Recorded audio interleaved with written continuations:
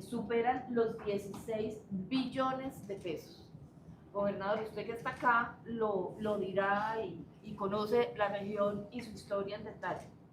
¿Cuándo ha habido una inversión solo de un sector por 16 billones de pesos, que supera los recursos regionales con creces? Solamente de la ANI, 13.82 billones de pesos para conectividad. La vía más grande en Colombia que se ha proyectado y que se ha financiado y que se ha contratado. No estamos hablando de un papel, no estamos hablando en el aire. En la historia de este país es Estanquillo-Popayán, la APP Estanquillo-Popayán, por casi 9 billones de pesos en la historia. Eso es grande y eso nos hace sentir orgullosos de cumplirle a todo el sur del país, que aunque se llama Estanquillo-Popayán, es una vía más de Nariño. Así es. Beneficia, digamos, muy directamente a Nariño y se complementa con otro proyecto que está garantizado con vigencias futuras, que es la vía Pasto-Estanquillo. Es una conexión, como se prometió, desde casi el centro del país, porque también conecta con el valle, con Cali, hasta atravesar todo el sur de Nariño y avanzar en una conectividad internacional que nunca ha tenido Colombia hacia el sur, de manera inexplicable. Esta es una vía por la cual la gente en el sur y en Nariño ha esperado 70 años. Es una vía de la cual ya hablaban en los años 70. A mí me contaron de un profesor universitario que en los años 70, me lo contó un ingeniero o arquitecto que estudió con ese profesor. Y ya en los años 70 el profesor proyectaba la vía y se hablaba de que llevaban años pidiendo desde Nariño. Entonces, esa primera inversión. Otra enorme, Rumichaca-Pasto, 5 billones de pesos, que complementa esta continuidad, que nos lleva a la continuidad que ha esperado América del Sur. No es solo Nariño, América del Sur. Imagínense el avance, y a nosotros sí nos da orgullo que hoy Nariño pueda decir que tiene los proyectos, los recursos, y ya algunos de ellos contratados para su ejecución. Esas dos vías suman 8 y 5, 13, 14 billones de pesos. Muéstrenme cuándo hubo otra inversión así. Allá. Se los garantizo que nunca, porque esta, la de Estanquillo-Popayán, es la vía más, el proyecto carretero más grande en la historia de Colombia. Entonces, empecemos por ahí para poder poner las cosas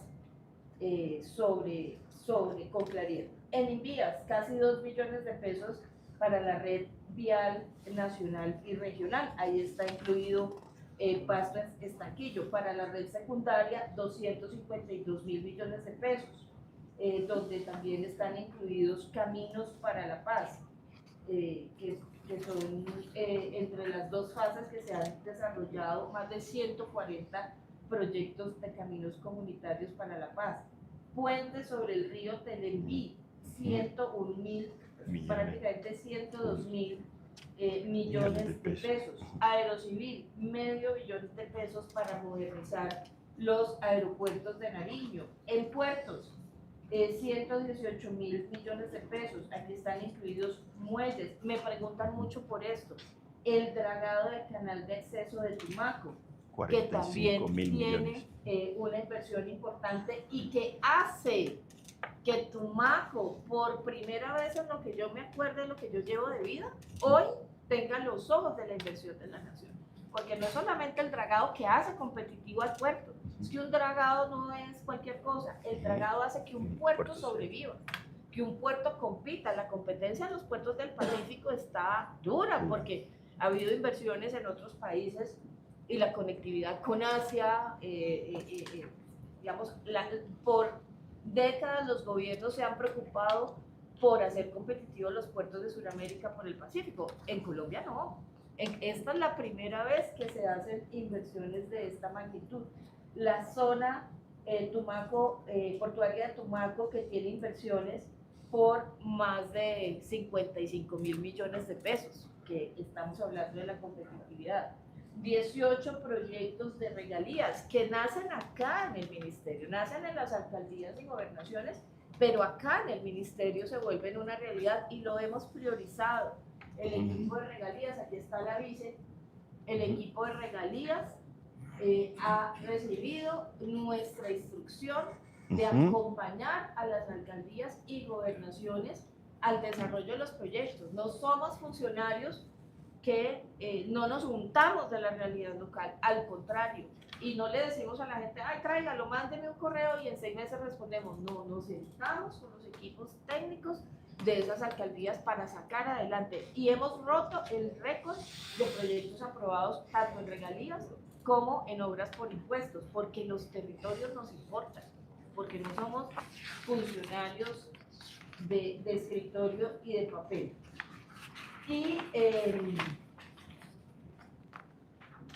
Y frente a la vía Catabuco-Pasto, que a mi parecer, como en otros planteamientos que están haciendo, con información incompleta, con información tergiversada, etcétera, yo quiero ser muy claro. Yo recuerdo la angustia del alcalde Nicolás Toro cuando me habló por primera vez de esa vía, porque es una vía que complementa, digamos, toda esta conectividad que ya les he mencionado, macro. Bueno, me faltó Chachagüí, Pasto, me faltó la de Pedregal, no mencioné los puentes en Tumaco, el Pindo y los demás, las inversiones, pero para ahorrar un poco de tiempo, la conectividad que el presidente pidió también hacia el mar por el lado de Tumaco. Pero yo recuerdo la angustia del alcalde Nicolás Toro cuando me habló de Catabuco Pasto, porque tampoco lo habían escuchado en las comunidades por años sobre la necesidad de esa vía. Y avanzamos de manera importante. Avanzamos en, primero, que hoy hay unos estudios y diseños en marcha. No es carreta, no fue un papel, no fue una promesa al vacío como lo han sido durante décadas. Fue concreto. Y tan concreto que están haciéndose los estudios y diseños. Y una vía ambiciosa, de una doble calzada, con unas características exigentes. Y el alcalde estaba muy contento. Es que los alcaldes hemos venido trabajando para poder llevar las inversiones, pero faltando 8 días para las elecciones todos se pusieron bravos. Entonces, veníamos trabajando muy bien. El alcalde conoce perfectamente esta comunicación que salió en ANI. También han sido mesas de trabajo con la alcaldía, que él conoce perfectamente, y donde él se tranquilizó mucho cuando le dijimos están asegurados los recursos para la primera fase por más de 150.000 millones. Los estudios y diseños tienen que salir primero el desayuno que el almuerzo. Entonces usted no puede comprometer, sería ilegal sin tener los estudios claros, pero hay una reserva de esos 150.000 millones para ejecutar el presupuesto. Para hacer esa primera fase del proyecto. Ahora bien, ahí tenemos una diferencia técnica, no sé si es solo técnica, con el alcalde. El alcalde ha planteado comprar una amplia franja de predios en la zona. Predios que apenas se hizo el anuncio, se encarecieron. Predios que se han debido controlar con instrumentos que tiene el Estado para congelar, para evitar esta especulación. Porque si en Colombia es difícil hacer obras, es la profesión de más alto riesgo, tal vez, que hay que hacer obras.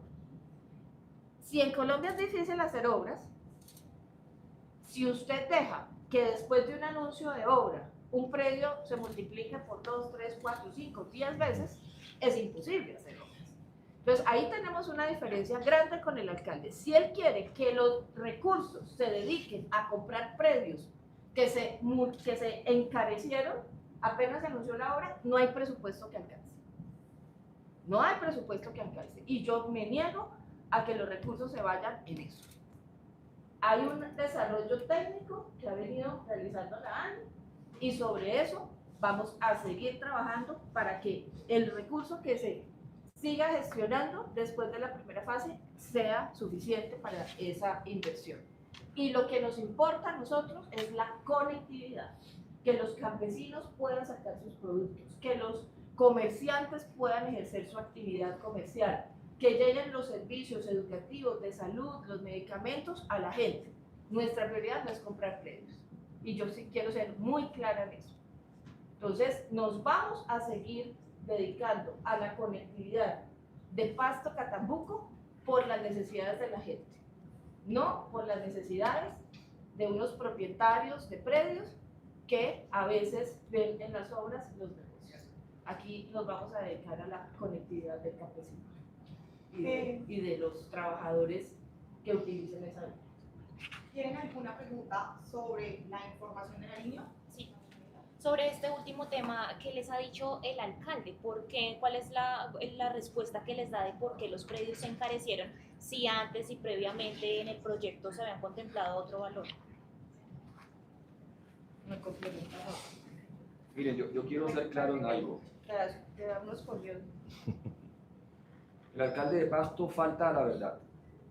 Hemos tenido reuniones en este mismo escenario donde le hemos explicado con absoluta claridad cuál es el alcance del proyecto, la necesidad de avanzar en estudios de diseño fase 3 y cuál es la disponibilidad presupuestal asegurada que hoy tiene el patrimonio autónomo de la concesión para poder ejecutar la primera fase del proyecto. Hoy en términos de prefactibilidad estamos hablando de un proyecto del orden de 450.000 millones de pesos. La ANI ha dicho con certeza desde el primer momento tenemos asegurados 150.000 millones de pesos. Contratamos en diciembre de 2025 los estudios de diseños fase 3, es decir, estudios y diseños que van a permitir la ejecución inmediata de la obra. Esos estudios y diseños se están haciendo en fases precisamente para que se vaya ejecutando la obra en la medida en que haya la disponibilidad de recursos. Por eso la ministra fue clara al decir, una primera fase de ese proyecto asegurada en recursos está del orden de 150.000 millones de pesos. Hemos hecho mesas técnicas, venimos haciendo mesas técnicas todo el año con la alcaldía de Pasto. Hemos buscado en todo momento la optimización del proyecto, porque somos conscientes de que hace falta una partida presupuestal importante para el cierre financiero y qué mejor mecanismo también de aliviar la presión financiera que optimizando técnicamente un proyecto. Y lo que hemos encontrado por parte del equipo del alcalde de Pasto es una negativa a esa optimización, que la optimización lo que busca precisamente es evitar la compra de predios que técnicamente no son estrictamente necesarios. Y eso, por supuesto, hace que el proyecto sea más costoso y se pueda poner en riesgo el cierre financiero. Tampoco es cierto la afirmación que hizo el alcalde en estos días de que en el Pacto por Nariño se le aseguraron 325.000 millones de pesos. Quiero ser claro en eso. En el Pacto por Nariño, el proyecto Pasto Catambuco fue un proyecto de la visión sin recursos. Es decir, quedó consignado en el Pacto por Nariño que el proyecto, si bien es un proyecto importante, se reconoce la importancia del proyecto, la falta que ha hecho esa doble calzada en el departamento, en Pacto por Nariño quedó con la asignación clara de sin recursos, con la tarea de gestionarlos y conseguir, como quedó consignado en su momento, 325.000 millones que entrarían a sumar, insisto, a los 150.000 que la ANI ya tiene asegurado para este importante proyecto. ¿Alguna otra pregunta? Señora ministra, el alcalde está obrando de mala fe con la compra de esos predios o con el alza de los predios, de los valores de esos predios. No, yo siempre parto de la idea de la buena fe de las personas. Lo que pasa es que pues la gente tiene visiones distintas. Y algo que he aprendido en esta gestión de proyectos es que uno se tiene que concentrar en el objetivo principal de las obras, que es conectar. Si nuestra prioridad es esa, conectar, tenemos que trabajar en ese objetivo. Si uno se distrae, ¿sí? Si presuntamente hay una ambición para adquirir esos predios y demás, usted va a generar es un elefante blanco. Eso va a quedar en una cosa absolutamente inviable y que además es demasiado oneroso. pero sí, la visión es las prioridades que nosotros hemos siempre tenido presentes, y es la productividad del campo, el tener unas economías lícitas, sostenibles y fuertes, que generen empleo, que debemos aprovechar este gran repunte de la economía durante este gobierno. Todas las actividades productivas han mejorado, la gente está recibiendo tierras para sembrar, para producir. Esta es una verdadera revolución. La revolución es de la productividad, del empleo y de las oportunidades. Entonces, ¿usted quiere una vía para eso o quiere una vía para otros presuntamente intereses, otros presuntos intereses? Entonces, esa es nuestra diferencia, y le digo, como nos ha pasado con otras alcaldías, hasta hace muy poco el alcalde, su equipo, viene trabajando armónicamente, contento. Es que la cara de angustia de él cuando la primera vez me dijo, esa vía la necesitamos y no tenemos un peso y nunca nos han escuchado. Y este gobierno le dio el sí, contrató los estudios. Es la mejor seña, no es que le digan a uno que lo quieren, sino que en la vida real le demuestren con actos que lo quieren. Nosotros hemos demostrado con cientos de actos, con inversión histórica, que este gobierno nacional tiene como prioridad a Nariño y el sur del país. Entonces, hechos son amores y los hechos están sobre la mesa. El alcalde estaba tranquilo, estaba animado, venimos trabajando en mesas técnicas, es que esto ha sido permanente, pero como les digo, en esta última semana, no sé, algo les pasó, están bravos, algo pasó en estos últimos días. Ya tocaría preguntar, Isabel. Sí, Ministra, señor. Quisiera preguntarle algo. Ustedes hablan que durante un año aproximadamente se han venido realizando mesas técnicas, pero ¿por qué hasta ahora se toca ese tema?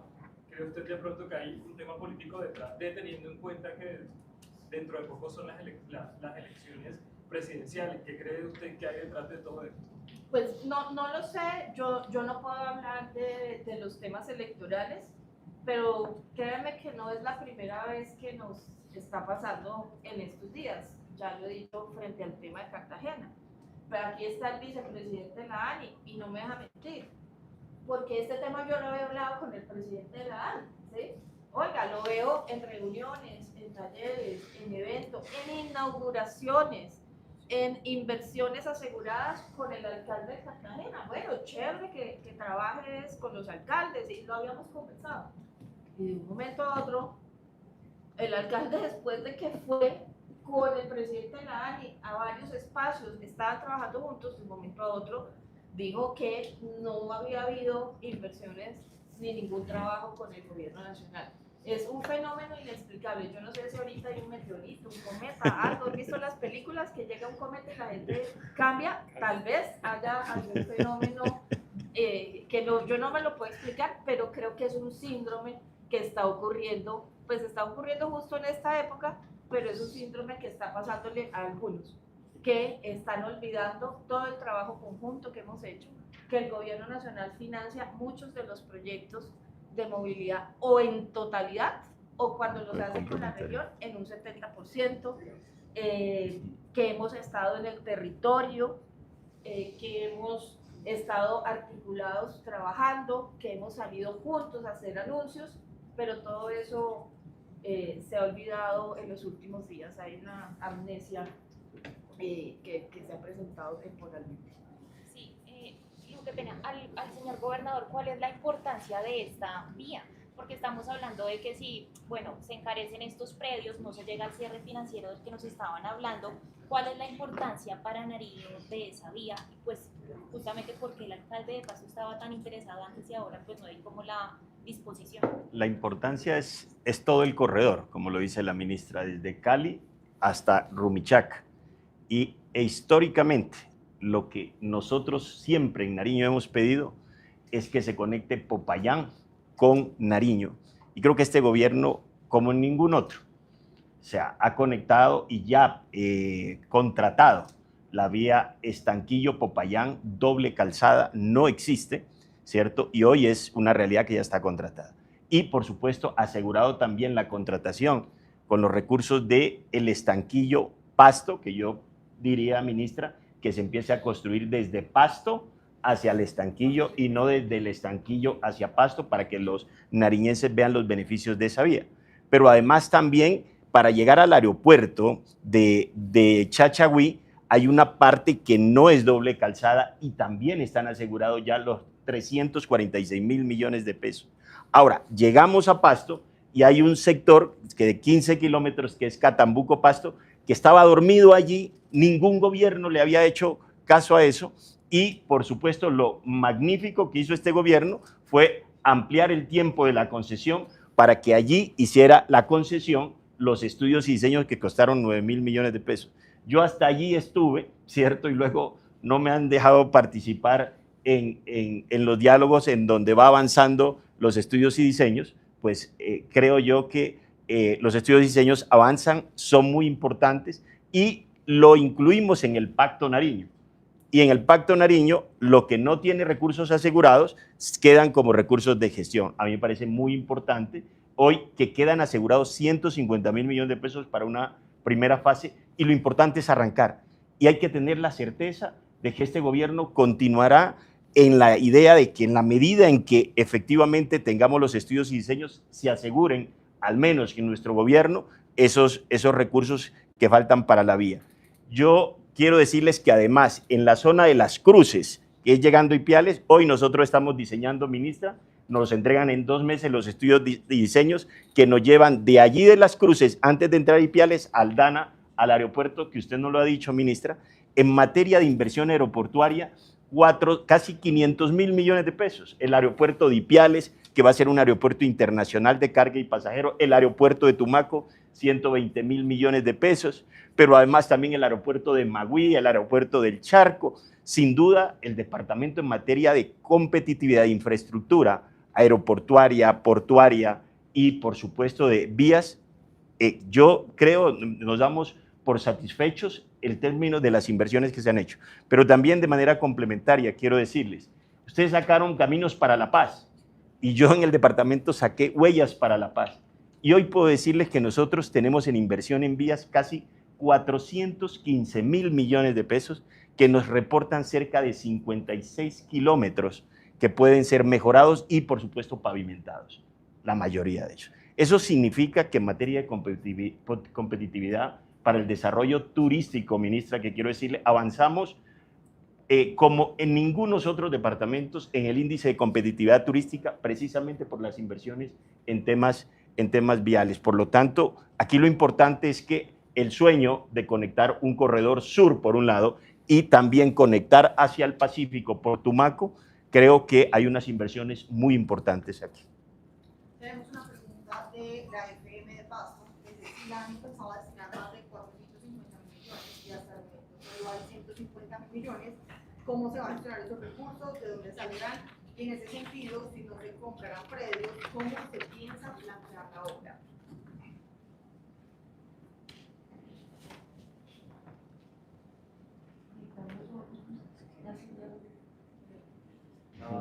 A ver, yo creo que precisar un poco. La ANI nunca se ha comprometido con 450.000 millones de pesos. Quiero ser muy claro en eso.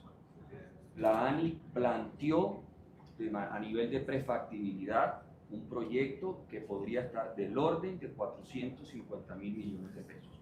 Y fue clara desde el momento cero en que no contaba con la totalidad de esos recursos. Tan ha sido clara y coherente la historia que en Pacto por Nariño se dejó planteada la necesidad de financiar 325.000 millones de pesos complementarios a los 150.000 que sí ha asegurado y aseguro hoy están en el patrimonio autónomo de la concesión Pasto-Rumichaca para ejecutar en una primera fase ese proyecto. Los temas de los predios, quiero insistir en eso. Parte del ejercicio que se está haciendo con las mesas técnicas en la que ha participado la alcaldía de Pasto es que estamos buscando una optimización del proyecto, particularmente con impacto predial. ¿Qué es lo que sucede? La negativa del alcalde a hacer esa optimización, ¿qué está redundando hoy? Nos tocaría comprar franjas prediales que afectan el cementerio, franjas prediales en el sector industrial Fraile Ezequiel, y en el Parque Chapalito. Y también se generarían unas obras muy robustas como viaductos. Entonces, lo que buscamos con estas mesas técnicas es hacer viable el proyecto. Y estamos encontrando que esta particularidad de estas franjas prediales adicionales o de obras como viaductos no son estrictamente necesarias para lograr esa conectividad y esta importante obra, y hay herramientas técnicas que pueden suplir la misma necesidad y pueden antes permitir y acercar mucho más, llegar al total del proyecto y con la gestión de fuentes complementarias a los 150.000 millones de pesos lograr el cierre financiero. Tenemos que esperar los estudios y diseños para confirmar si son 450.000 o si es una cifra mayor o menor. Esos estudios y diseños se contrataron en el mes de diciembre, están en ejecución, es un proceso complejo que requiere articulación con el plan de ordenamiento territorial de Pasto, por eso las mesas técnicas que hemos venido desarrollando. Aspiramos tener los estudios técnicos para final de este año y pasar tal vez un tema de unos 2 meses en que la interventoría dé la no objeción a estos estudios y diseños y podamos ya arrancar con una primera fase que estimamos esté del orden de 150.000 millones de pesos, que insisto, están asegurados. ¿Listo? No tenemos más cosas. De otros temas. Vamos en estos momentos con las declaraciones sobre autopistas del De Cauca. otros temas más calientes. Ese específicamente. Juan Diego, ¿nos acompañas acá?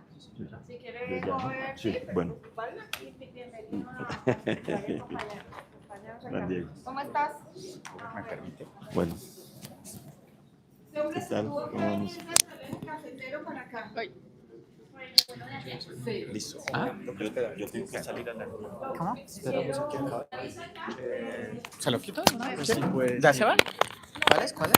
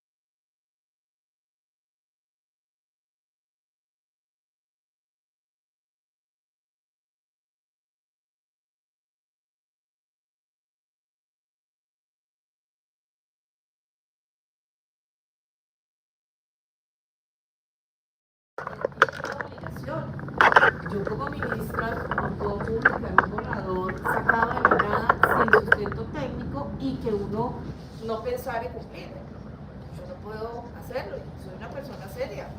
Entonces, y los equipos de trabajo son serios y han estado allá para cumplir. Entonces, ese proceso continúa, ya les daré detalles. Esto es apenas la introducción, pero una cosa que yo sí quiero decir es, Juan Diego es un líder de la zona. Lo vi allá participando en las mesas de trabajo. Ha puesto el pellejo para encontrar unos mecanismos equitativos mientras se va dando todo este proceso de reversión del peaje, de los peajes. Las tarifas diferenciales son un instrumento que se ha usado desde que existen las concesiones y los peajes. No se los inventó este gobierno. Este gobierno los ha aplicado porque permite esa olla de presión en la que a veces se convierten los peajes, sacarle un poquito de presión para que se contemple capacidad de pago, se contemple el impacto que esos peajes generan en la economía campesina y de los hogares, que se baje esa presión y se logren estos acuerdos. Entonces, él ha puesto la cara, como otros, en esa negociación.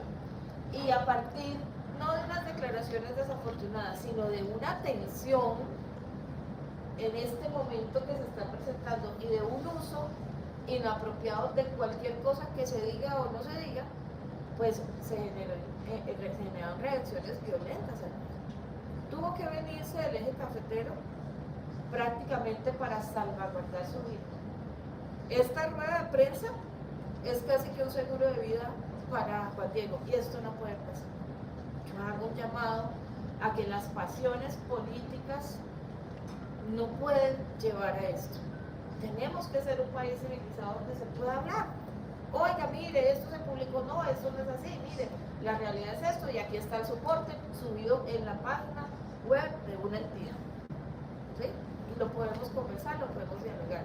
Ha sido objeto de hostigamiento, de caricaturas contra su dignidad, de insultos, de mensajes. Yo creo que miles de mensajes has recibido desde ayer a hoy.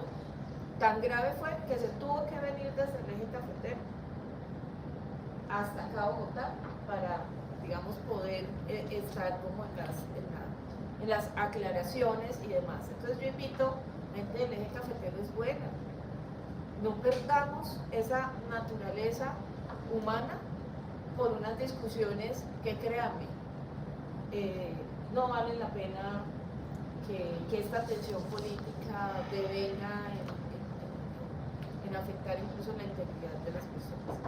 Entonces, lo que quiero aclarar frente a los acuerdos de las tarifas diferenciales en el eje cafetero es que esos acuerdos se materializaron, que duraron semanas. Nuestro equipo territorial, nuestro equipo central, directivo del sector transporte, allá en territorio, como siempre nos ha pedido el presidente Gustavo Petro y siempre hemos hecho, allá en territorio, sentados tú a tú con la gente. Yo lo estuve desde el año pasado, por ejemplo, casi que recién llegué al ministerio, no había ni siquiera contienda electoral en ese momento, o sea, no estaban las tensiones de hoy. Fui a escuchar a los campesinos y veedores de la zona de influencia de los peajes de autopistas del café, me senté con ellos a escucharlos, me entregaron al final unas firmas que habían recogido en los temas del peaje, lo simbolizaron en una pancarta donde decía tantas firmas, se entregaron del eje cafetero, me entregaron eso, y ese mismo día, presuntamente, por una solicitud, me dijeron en su momento algunas personas que presuntamente esa solicitud había venido por una presión de la concesión. Ese mismo día me abrieron un proceso por participación política, por sentarme a escuchar a los campesinos y campesinas de la región. No había ni siquiera elecciones. Si no te pueden abrir un proceso de participación política si no hay políticos en elecciones. Materialmente es imposible. Y obviamente jamás tendría un comportamiento, siendo funcionaria pública, de divulgar, de salir con una pancarta electoral. Era una pancarta de entrega de las firmas que no tenía logos de candidatos, entre otras por una razón. Primero, que yo no lo hubiera hecho. Segundo, porque no había candidatos, no había elecciones, no había candidaturas, no había inscripciones. Pero esa es la presión que también uno como funcionario tiene que recibir cuando defiende las bases territoriales. Entonces, ese diálogo que sostuvieron nuestros equipos se materializó en un acuerdo que está en un borrador de resolución publicado en la página del Ministerio. Ese borrador contiene exactamente, Juan Diego y todos los líderes y gente trabajadora y buena del eje cafetero, contiene exactamente lo que se acordó en la mesa de trabajo, ¿sí? ¿Por qué no se hizo antes? Pues porque los acuerdos necesitan esa precisión, porque usted falla a un acuerdo que se hizo y de ahí se deslegitima todo el proceso. La ANI se cuidó de plasmar eso en detalle y trabajamos a toda marcha. Nuestro equipo del ministerio, aquí está nuestro jurídico, el doctor Francisco Taborda, se ocupó de garantizar que esa resolución tuviera todos los soportes técnicos, todo el cumplimiento jurídico y reflejara los acuerdos. Y eso está subida en la página web. Por ley, nosotros, por norma, más bien que por ley, nosotros tenemos la obligación de publicar, porque ahí se toman decisiones. Antes de que yo firme esa resolución, se publica para que las comunidades hagan las observaciones. En ese proceso estamos. Una vez se termine ese plazo, que es ahorita en junio, se responda a las observaciones que yo le pido al jurídico que lo hagamos en el tiempo, en el equipo técnico, en el tiempo más eficiente posible, y se hagan los ajustes que serán de forma, porque no podemos hacer ajustes de fondo si esto viene de un acuerdo con la ciudadanía, ¿sí? Pero habrá algunos ajustes, mejoras, se harán y se firma la resolución. Y lo que yo le pido a mi equipo es que eso lo hagamos antes del 30 de julio. E inmediatamente comienzan a aplicarse las tarifas diferenciales en los términos que están allí establecidos. Y repito, las tarifas diferenciales no es un invento nuestro, no salen del aire, tienen un soporte en unos recursos, esos fondos están dispuestos también para eso. ¿Y por qué toca aplicarlas? Porque los peajes, como se ha venido profundizando en años anteriores, ese modelo, sin contemplar muchas veces la sostenibilidad social, se volvieron una bomba de tiempo. Si este país no aplicara tarifas diferenciales, créanme, esto sería totalmente inmanejable. Esta semana firmo 4, o publicamos, son para firma ya, ¿no? Con tanta cosa ya, o sea, son para firma, porque eso me llega seguiditas. Firmo 4 resoluciones de tarifas diferenciales en distintas zonas del país, pero esa ha sido la historia acá en el ministerio, porque les digo, eso es una olla a presión que a veces aprieta demasiado a las personas, y las tarifas diferenciales al menos alivian a los productores, a los campesinos, a la gente que se moviliza en la zona de influencia. Entonces, un llamado a la calma, eso se mantiene tal como se acordó, no entra a regir en marzo del 2027, la consejera ya lo aclaró, ella probablemente malinterpretó alguna fecha, más o menos en febrero de 2027, según el contrato y digamos también el comportamiento financiero de la concesión, es muy probable que ya en esa fecha se termine completamente digamos, la concesión, ¿sí? Entonces, pues no tendría ningún sentido. Las tarifas diferenciales comienzan a aplicarse desde próximos días. Ese es el mensaje, y Juan Diego, pues un espacio muy concreto, Juan Diego, y digamos, como también esto también es importante para la integridad de quienes han liderado una batalla para la gente. Buenos días para todos. Agradecerle, ministra, en el comando de este equipo, a dice Roberto, por el espacio. Pues, es un tema muy preocupante, porque nosotros hemos tratado de hacer las cosas bien, buscando el beneficio de los estudiantes, de los campesinos, de los conductores que hoy sufrimos ese problema en el área de influencia, porque estamos secuestrados, como es la vereda La China, usted lo sabe, como es la vereda San Andrés. Entonces nosotros estamos tratando de hacer las cosas bien hechas y resultan personas malintencionadas, politiqueros de turno, que eso no tiene que ver nada con política, y salen a desinformar a la comunidad, salen a echarnos la gente encima, que nosotros somos unos pícaros, que somos unos bandidos. He recibido amenazas, audios, caricaturas, memes. Yo hago un llamado a la tranquilidad. Las cosas se están haciendo bien. Desde el primer día que empezó la mesa, dice Roberto, hemos venido juiciosos, trabajando. Yo pienso que vamos a sacar esto adelante. Esto es muy importante para la región. Yo me preguntaba anoche por qué la gente, viendo que estamos haciendo las cosas bien, que es un beneficio para la gente linda, para la gente campesina del eje cafetero, se empecinan en hacer daño y en decir que eso es por temas de electorales, que eso no va a salir, que mire, que embusteros, que eso. Entonces el llamado es que hoy hay unos compromisos concretos, usted lo acaba de decir, ministra, valga la redundancia, y que esto lo vamos a sacar adelante y darle esa tranquilidad a toda esa gente del eje cafetero que lo está esperando, y que con la ayuda de ustedes, que han sido muy juiciosos y nos han acompañado desde el primer día, vamos a sacar esto adelante. Muchas gracias, ministra. ¿A qué sector perteneces tú de actividad económica?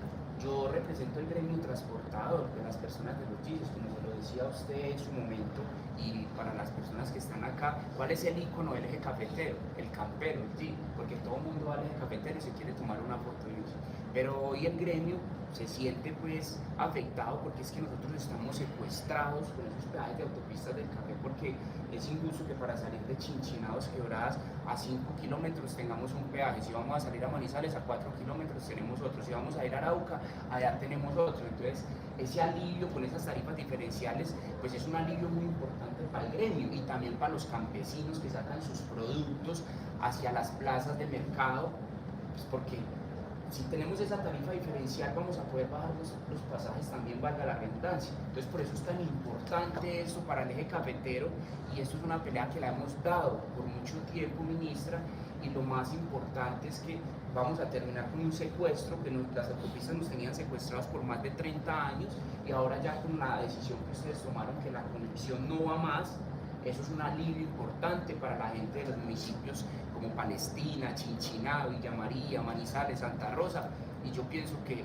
eso le va a traer progreso a esa región, ministra, y le va a traer mejor turismo, valga la redundancia a lo demás, y por eso hoy estamos aquí aclarando esto, agradecerle a usted, ministra, que le deja claro a la gente de mi hermoso departamento de que eso va porque va, que eso obviamente lo que yo le explicaba a la gente es un trámite que lleva unos días, porque la ANI viene haciendo un trabajo muy juicioso, el ministerio también, para poder hacer las cosas bien hechas, pero sí hago un llamado con toda la tranquilidad a esos politiqueros de turno que en vez de proponerse ayudarle a la gente que más lo necesita, como los campesinos, como los estudiantes, como la gente más vulnerable, salen a desinformar y a decir cosas que no son, y a esos medios de comunicación amarillistas que salen a decir cuánta cosa les sale, pues dicen y dicen lo que no es. Aclarar, dejar todo muy claro hoy, que las tarifas diferenciales van a ser una realidad en el departamento de Cali. Muchas gracias. Entonces, y con esto, pues nada, un llamado a la tranquilidad, a que se respete la vida y la integridad de todas las personas que tengan distintas posiciones frente a este tema. Decirles que se cumplirán los acuerdos, se respetan, la resolución está publicada, nos mantenemos, no hay nada más importante para este gobierno que cumplir la palabra a este diálogo con la ciudadanía.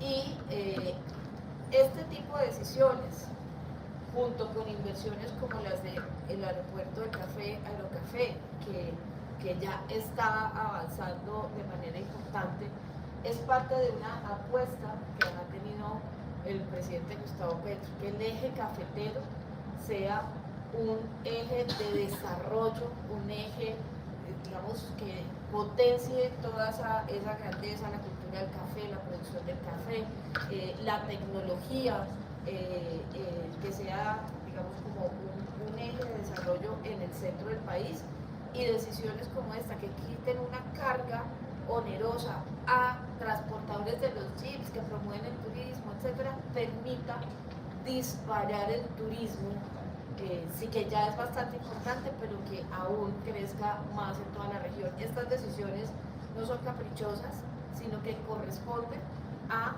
una visión para llevar un desarrollo grande e importante en una región como el eje cafetero. Entonces, esa es nuestro pronunciamiento frente a ese tema. Muchas Listo, gracias. muchas gracias por asistir a la Gracias. Gracias.